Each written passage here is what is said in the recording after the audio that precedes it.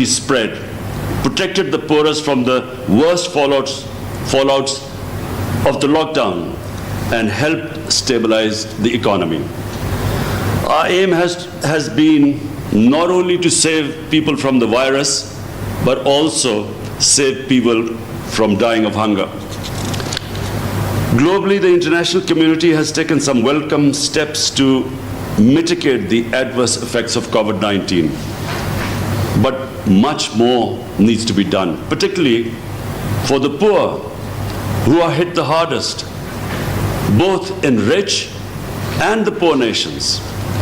In this spirit, I proposed a global initiative for debt relief to address debt vulnerabilities of the developing world and to help create fiscal space for them to mitigate the impact of pandemic and achieve sustainable development. We welcome measures taken by the G20 and the international financial institutions to help developing countries, in particular least developed countries, to face economic challenges posed by the pandemic. Further steps are needed to help improve liquidity in developing countries and restore growth. Excellencies, the foreign policy goals of my government are in sync with the SCO's vision of regional connectivity and economic integration. SCO is destined to play a pivotal role in the emerging confluence between the Belt and Road Initiative and Eurasian Economic Union. Pakistan's geographical location provides it an ideal opportunity to crystallize the benefits accrued from the process. The China-Pakistan Economic Corridor, the flagship project of BRI, is poised to play a vital role in this regard. Excellencies, the Shanghai Cooperation Organization was established to ensure security and maintain stability across the vast Eurasian continent. Join forces to counter emerging challenges and threats and enhance trade as well as cultural cooperation. SCO stands for strict observance of this principle and the principles of the UN Charter, such as equality and sovereignty of states, respect for territorial integrity, sanctity of borders, non-aggression, non-use or threat of force, and people's right for self-determination. On the occasion of the 75th anniversary of the United Nations, we strongly support the central role of the United Nations in maintaining international peace and security and advancing global sustainable development. We stress the importance of faithfully implementing UN Security Council resolutions for peaceful solutions of outstanding disputes to create an environment of stability and cooperation. Unilateral and illegal measures to change the status of disputed territories in violation of the UN Security Council resolutions run counter to this objective and adversely affect regional environment. Such measures must be condemned and opposed resolutely for being in violation of the SCO Charter and its well-established principles of interstate relations. Excellencies, I have consistently stressed that there is no military solution to the conflict in Afghanistan and that a negotiated political settlement is the best way forward.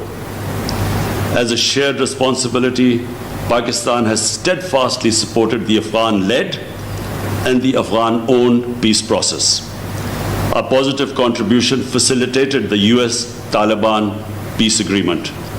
The Afghan parties must seize this historic opportunity, work together constructively and secure an inclusive, broad-based and comprehensive political settlement through intra-Afghan negotiations. Reduction in violence is absolutely imperative to help strengthen the momentum reached through these positive developments. We must also remain mindful of the challenges ahead, especially the role of the spoilers the role of the spoilers within and outside who do not want peace and stability to return to Afghanistan. Return of the Afghan refugees to their homeland with dignity and honor should be an essential part of the peace negotiations. On the Iranian nuclear issue, we share SCO's call for effective implementation of the Joint Comprehensive Plan of Action. We join our SCO partners in focusing on the prevention of an arms race in outer space and international information security. The overarching goal of the international security architecture should be the promotion of equal and undiminished security of all states. We welcome the emphasis by the SCO members on data security. In this regard, we strongly support China's Global Digital Data Security Initiative. We reiterate our strong support for coordinating our efforts at this relevant multilateral fora to counter the growing menace of narcotic drugs. Excellencies, Pakistan has been in the forefront of the struggle against terrorism. Our resolve to continue this fight remains undeterred. We believe it is wrong to use terrorism-related allegations as a political tool to malign and target any country, religion, or race. It's critical to address the scourge of terrorism in all its forms and manifestations, including state terrorism perpetrated against people living under foreign occupation and disputed territories. As we commemorate the 75th anniversary of the defeat of Nazism and fascism during the Second World War, we must learn lessons from history and work to ensure against the resurgence of such destructive ideologies.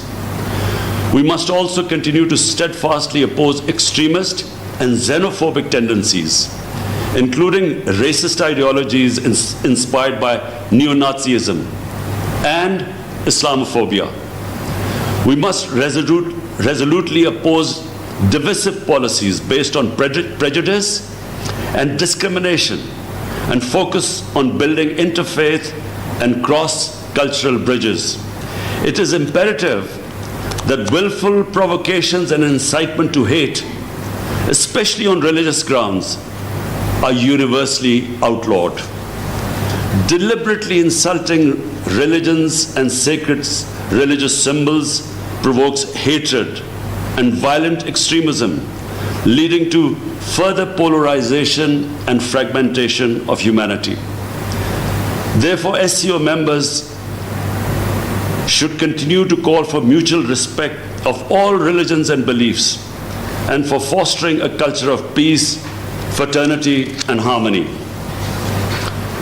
Excellencies, my government is particularly focused on providing relief to the poor segments of the society. And this inspiration we have got from the way China raised 700 million out of poverty in the last 30 years. In this context, we thank all members of supporting our initiative for establishing an SCO special working group on poverty alleviation. We must pool our efforts to fight the threat posed by climate change. It is important that all commitments made in the Paris Agreement on climate change are fulfilled. In particular, the commitment to mobilize $100 billion annually as climate finance. On its part, Pakistan is making renewed efforts to mitigate adverse effects of climate change. We have launched an ecosystem restoration initiative. I repeat, ecosystem restoration initiative, which includes the planting of 10 billion trees in the next 3 years. Fighting corruption and economic crimes is another important area of focus for my government. We welcome SCO's emphasis on strengthening international cooperation in fighting these menaces. We must firmly oppose illicit financial flows from developing countries, which impoverish these nations and severely retard their development endeavors. Efforts must be made to bring back the stolen wealth to enable the affected nations realize their legitimate aspirations for development and a hopeful future. I would like to express Pakistan's gratification on becoming a member of the SCO Youth Council. With 65% of our population under the age of 30, Pakistan highly values cooperation in tapping the immense potential of our youth and involving them in the socio-economic uplift of our societies.